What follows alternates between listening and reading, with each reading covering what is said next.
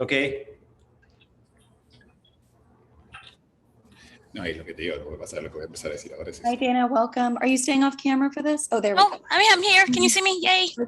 And please just state your name and outlet, and then you can get started. Thank you. Okay, my name is Dana Abercrombie, the Coalition. So thank you.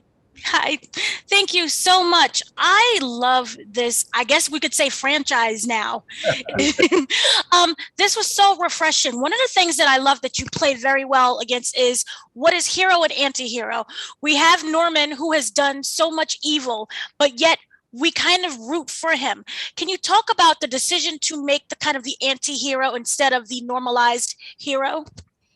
Yeah, on the first movie, it was he's definitely the villain on that first film, and he gets away with it, right? The movie ends and he gets away with it. So we thought if we're going to tell a next story, it should be about, okay, the audience is going to want to know, is he just going to get away with it? Does he sleep at night? Does he have any remorse? Does he feel that justice was served on the first, what's really happened in this guy's head? So we want to put him in this, and on his own, I think no one will come to terms with those things on their own. So we need to put him in a story that was going to force him to come to terms who he truly is. The first movie, he justified everything. He does horrible things and he justified them every step of the way. And he's saying all the time, all the things he's not this, he's not that. So we thought we should put him in a story where he's forced to confront the thing he feared the most, which is himself. But that is not a story about just a villain. It's about all of us. A lot of us are scared. The things we're scared the most is who we might truly be. And we don't know what that is. But we always scared of confronting that reality. So I think it applies to everybody. It's kind of a universal story. This is not just for villains, for bad people. Watch the movie and see some of yourself in it. So that's why we thought it was. That's why also we thought he needed to be a bit more of the protagonist to tell that story right. Otherwise, it would have been impossible to make him atone by just making him the villain again, just an antagonist again, right? Right. So do you feel that Norman, I know you said he's trying to find redemption. Do you believe that what drives him and kind of the way how he teaches his daughter through survival is through his own paranoia, or that he's always waiting for his end to come? Yeah. Well, is he trying to find redemption? I think he's trying to find redemption. You know what he's doing in the story. So, without spoiling, he's very active on one purpose.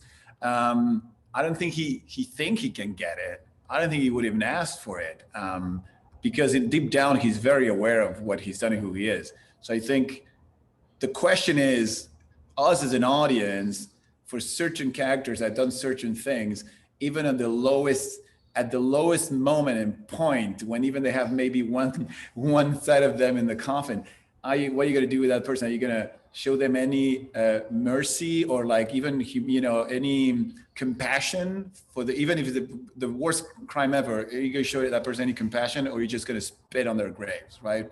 What should we do as human beings? That's another big part of the story, right? So I think if anything, he's curious about that. I think he's convinced they're going to spit on his grave. That's what he is. Like, I think most of the audience would probably. I think Norman, what he wants in this story is he wants to keep things the way they are, because at the beginning of the story, things are working out for him. Things are good. There's a balance in his life that's working out for him. But, the story pushes him hard for him to get to a point where he's going to have to look inside of him and confront his own demons. And that's going to come out, and he's going to have to come to terms with that. So that's what's actually happening. It's probably not the way he would have liked things to go.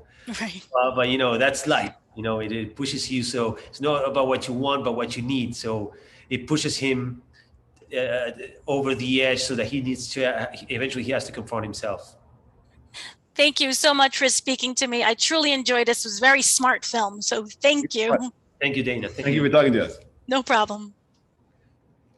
NJPI, let's cut.